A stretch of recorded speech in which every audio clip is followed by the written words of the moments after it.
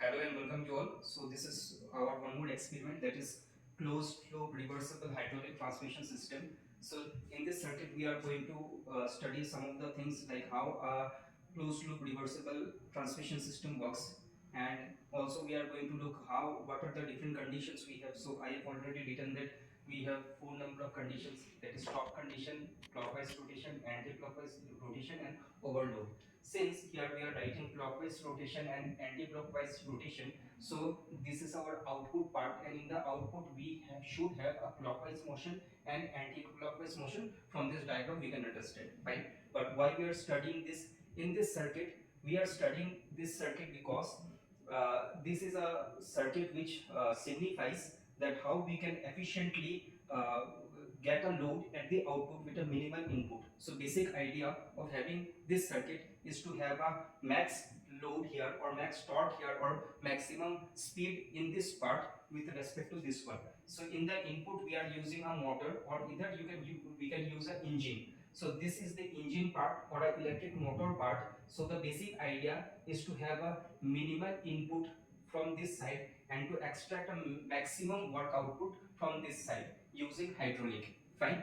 So since we are studying this circuit, when we talk about a normal transmission system, in the normal transmission system what we can have an engine, the gearbox part and the transmission part. So talking about the engine, when we talk about higher load, so if we want to have a higher load at the end, so what we can have, we can have the gearbox system which can help us to get either the higher speed or the higher torque, right, or the higher power. But in this system we are using hydraulic because it gives us many advantages. First of all, we have talking of the advantages, what we can have is that since we are using the fluid, so there is a pressure, there is a very flexibility in this case we have, because we are dealing with fluid. Secondly, the weight is less. Thirdly, the efficiency is higher. Fourthly, by giving a very minimal input, I can have a very huge amount of output in the output part. Fine. Talking about some more advantages, since we are using fluid, so there is a very less chances of wear and tear. We are using closed loop reversible circuit. So what we are doing is that we are actually having a reversibility of the system in the system. That means same fluid is moved multiple times, so there is a reversible condition, so we don't need to have extra things that has to be given into the system for the renewal of work or the running of the circuit. So basically we are moving the liquid multiple times, and there is a process of reversibility. Fine. So we are not putting something extra into the system. Fine. So these are the many advantages we have. So by giving a very small input, I can have a very higher work output at the output part. Now talking about the components what we are using, so you can see this is marked as 1. So in the 1 we have electric motor, or we can have a engine here also. Fine. Secondly, we have a axial pump. So this is number 2 and this is number 2 written here. So we have an axial pump.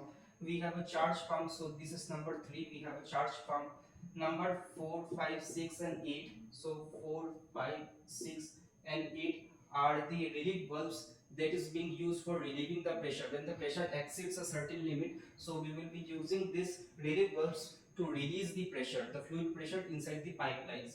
Fine. Secondly, in the 7, this is the 7, and in the 7 we have 3 by 3 proportional valve. We have a hydraulic motor at the end. So this is my 9, and this is the hydraulic motor we have. In the number 10 we have check valves. Then finally we have the reservoir or hydraulic tank. So this is the hydraulic tank we have. Then in the 12 we have a stroker or the controller. So this controller is being used to change the direction in the clockwise and anti-clockwise direction. So using this one A and B, number 12, that is the stroker or the controller, I am able to move the switch plate inside this axial pump so as to have the motion of the fluid in this direction or either in this direction, so that we can have the rotation in clockwise direction and anti-clockwise direction. Right. So these are the major components we have here.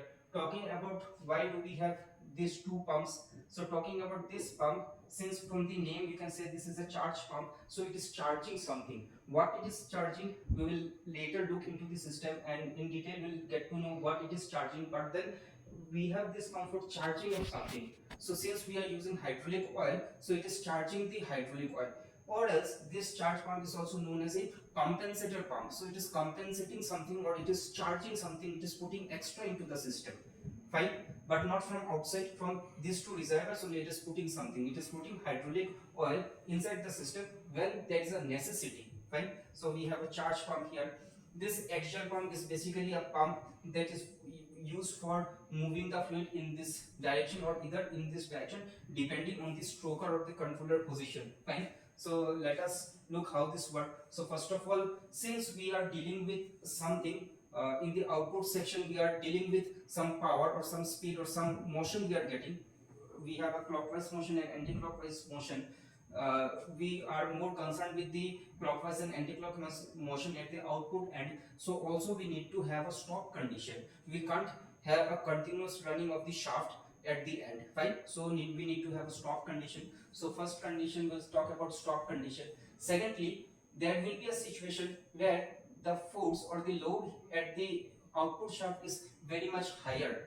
Then what will happen? There will be a overloading of the in the system.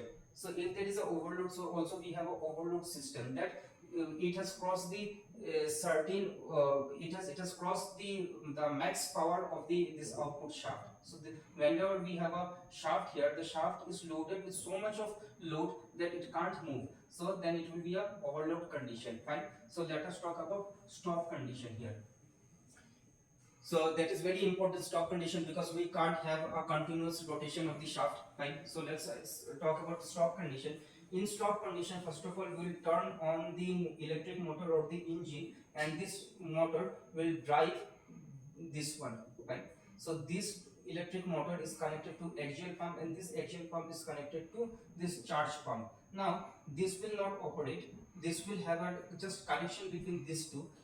If we turn on in the stop condition, this electric motor will be turned on, and because of this electric motor, this charge pump will be activated or it will be started.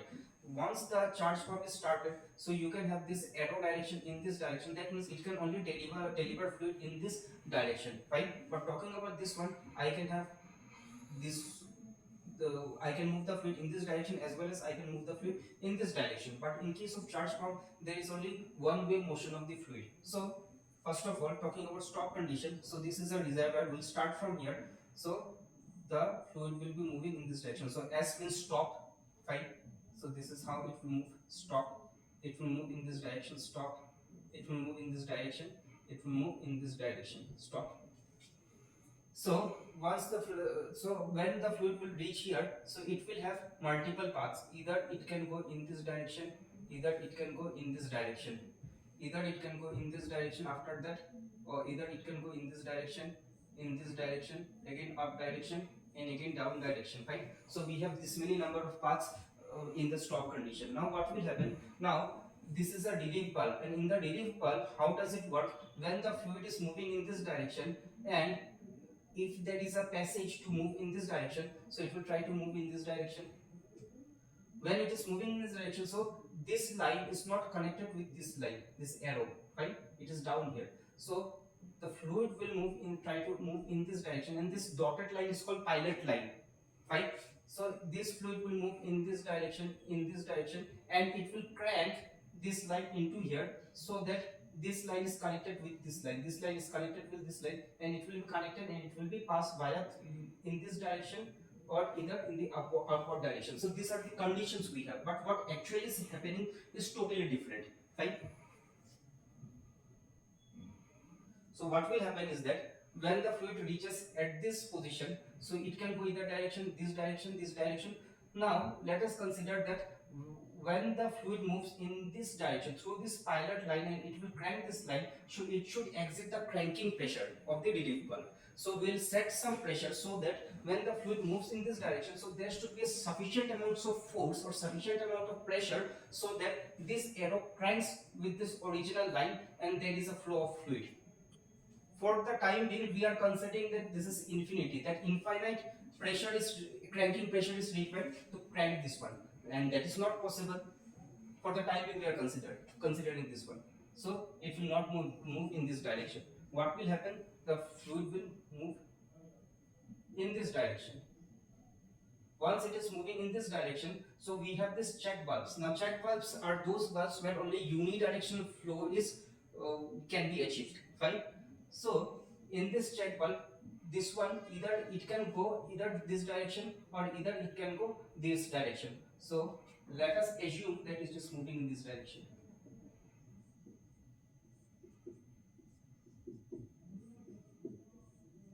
So it will reach here, it will reach in this position. Now I have two ways, either it can go in this direction, either it can go in this direction. Let us also assume that the pressure is very much higher here, right? So it can go either direction and either it can go in this direction. So once it is moving in these two directions, so either the fluid can move in this direction and either the fluid can move from downward direction in this direction. If it's moving this direction, so these spots are not connected to this spot, so it will not move, it will not allow. So what will happen, since it can't go in this direction, so it will go in this direction, it will go in this direction. When it is going in this direction, so it will try to crank this one line, and it will be merged with this one, or it will try to crank this one, it will be merged with this one. Now since same amount of fluid is being distributed here and same amount of fluid with same amount of magnitude and pressure is moving in this direction as well as in this direction, so the pressure here and pressure here are both same. Since the pressure here and pressure here are both same, so it will not crank this one, and since it is not cranking this one, so fluid will not pass through this one. So if it is cranked, if it cranked, so it will be coming, it will be connected to this line and the fluid can pass through this direction. But since pressure here upward in the upward position, in the downward position, both the same, the pressures are same, so it will not move. So the actual flow will take place like this. The actual flow will take place like this, like this. Now here also the pressure, the amount of pressure here and the amount of pressure here are same. Since the pressure at both the positions are same, so this shaft will also not move, and this is called stop position. But there is a consequence. The consequence is that since the pipe is loaded with so much of pressure and this charge pump is continuously running, so the pipe might burst out because of pressure, internal pressure inside the pipeline. So something has to be released, the pressure has to be released. So what we will do is that now, so previously we assumed this one just to make you understand, but we can't have infinite cranking pressure, so we will set some pressure here, right? Even set some pressure here also. So let us talk about actual condition,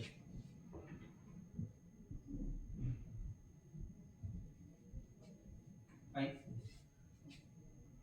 Let's say we have here 300 psi of pressure, here we have 2000 psi, and here we have 2000 psi, and here we'll have 200 psi, let's say, right? So now what will be the condition? Now since it is flowing in this direction, it will come here, and after coming here it will try to move in this direction, it will try to move in this direction. But what will happen, since at this region the pressure is very much high because the charge pump is continuously running and continuously it is driving some amount of fluid, so the gradually pressure will be building here too much. So before it moves in this direction and in this direction, it will try to move in this direction. So if it moves in this direction, there is nothing to pass, so it will pass through this pilot line, this dotted lines, it will pass through these lines, pass through these lines, pass through these lines, and it will crank this one. The job of this pilot line is to only crank this one, so it will try to match air line here with this line, with this actual line. Then it will follow this line, it will follow this line, it will follow this line, and it will be following this line back to the reservoir. Fine. So this is how the thing is going to move. So first of all, talking about stop condition, because we have 300 psi and it can't move this one. So why it is not moving in this direction? Because once it is reaching here, so once, as soon as the fluid reaches here, it will be it will crank here. So the pressure will try to move, the fluid will try to move in this direction because there is a potential drive, or there is a path through which the fluid can release itself. So since this is a high pressure region, and since in no time it is cranking this one, as soon as there is a cranking, the fluid will get some passage so as to move outside the system. So automatically the pressure will here will be reduced. So there will be a very less amount of energy available for the fluid to pass through this line. Talking about this one, it can't move here because so as to crank this one relief valve and this relief valve, it needs 200 psi. 200, but here only in 300 psi it is able to relieve itself. So even here the potential of the fluid or the energy of the fluid is much lesser, so that it will be cranking this one. So there are very less chances to move in this direction. So what will happen? It will move in this direction, it will come here and it will eventually go to the reservoir. So this is the stop condition. Fine. Now let us talk about clockwise direction. So in clockwise direction, what we will do is that first of all we will use this stroker or the controller to actuate this one. So you can see this is B position and this is A position, and we talk about clockwise motion, and here we have A position. So from A to A it will pass. So this is the clockwise motion we have here. So from port A and this port A, the fluid will move in this direction, so that we'll have a clockwise rotation. So for that we will be using this stroker or the controller to actuate this one. When we actuate this one, then what will happen? Then this one, then the fluid will move in this direction, and then this one and this one will be connected. Fine. Once this one and this one will be connected, so the fluid will move in this direction and it will try to have a flow both in this line and also in this line. Fine. So now what will happen? Now as the fluid is being sucked or pumped from the reservoir by this charge pump, it will come here and it will also move through this line. So now it is moving in this direction. This is A. A means clockwise. From A to A, this is clockwise direction we are having. A. Now we have a junction here, and in the junction it have a path to pass through this line, but it will not pass because in this check valve it can only go in this direction, pointing this arrow. If this arrow is in this direction, the fluid can move in the opposite direction of the arrow. It can't move in this because we have a ball here. Now since the charge pump is working and this axial pump is also working, so there is a continuously pumping of fluid, and if there is a continuous pumping of fluid, so this line is high pressure line, HP line. This entire line is the HP line. Since we have HP line here, so even here we have high pressure line, and since we have here high pressure line, this ball will get compressed so that no fluid should pass through this line. Fine. Now what will happen? Now it will move in this direction, in this direction, in this direction. Now even it can't pass in this direction because when it moves here, when it comes here, so it can't go because it should be cranked. Fine. And since there is no cranking, and cranking is only possible if it flows in this direction, so that if it can't move in this direction, so it will pass to this pilot line. This pilot line will put a pressure, external pressure here, so that it comes here, then only there's a passage of fluid. Right. Secondly, we can't have this one because even the charge pump is working here. So charge pump is working here and is moving here. When the fluid during this clockwise motion, even this one will work. So it will try to move the fluid here. It will come here and it will try to move here either in this position or in this position. Right? So there is a description that will look later. Right? Or what we can say is that since the charge pump is pumping here, so the fluid here it can't move because this is a high pressure line. Continuously this axial pump is pumping something, so there is a tremendous amount of pressure in this line, and also we have a pressure in, but this pressure is higher than this pressure, so there will be no movement through this check valve. So eventually from this charge pump it will move in this direction A, because if we have high pressure line here, so automatically it will be a low pressure line. So since it is a low pressure line, so there is a potential so that the fluid moves in this direction. Fine. Okay, so it will not move in this direction, it will move in this direction, it will come here. When it reaches here, so what it will do, if it moves in this position, then it can't go because this line and this line are not connected, so it can't go. Someone has to crank this line. So what will happen, it will not move in this path, it will come here and it will go to the pilot line. From the pilot line, this pilot line will put external pressure here, so that it marches, so that this position comes here, and this end gets connected to this end. So it will only make this position downward, nothing else, only external pressure. Then it will move here, it will move here, it will move here, and it will try to rotate. After some rotation, there will be some losses also. So if we are sending A, fine. Now in this section, let us say we are getting A prime, because some amount will move in the reservoir. There will be losses from this hydraulic motor, fine. So there will be some losses of the hydraulic motor. So A prime will get here, and A prime is moving here. A prime is moving here, A prime is moving here. Now, since there is a cranking, previously when it was coming, so it cranked this line. Now, this fluid has some potential to move in this direction. So, what will happen? It will be connected in this way. It will be connected like this, and this line will be connected like this. Right? So because it has cranked this way, and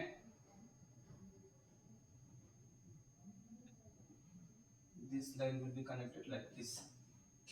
So this fluid will come here, and since there was a cranking, so it is cranked, so it will move here and it will try to pass in this line, but this line is up here, it can't go, so it will move to this pilot line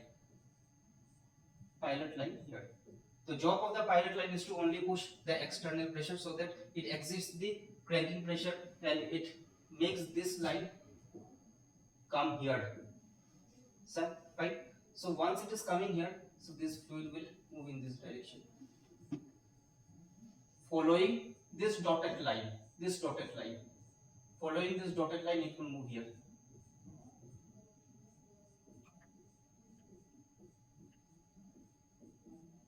And it will come here, it will try to get inside, move here, and eventually here. So also we can see some amount of fluid is also getting inside this one through this pipeline, and it is getting out into the reservoir. That means there are some more losses in the system. Now, since we were sending A prime, so some amount got lost. Let's say now not all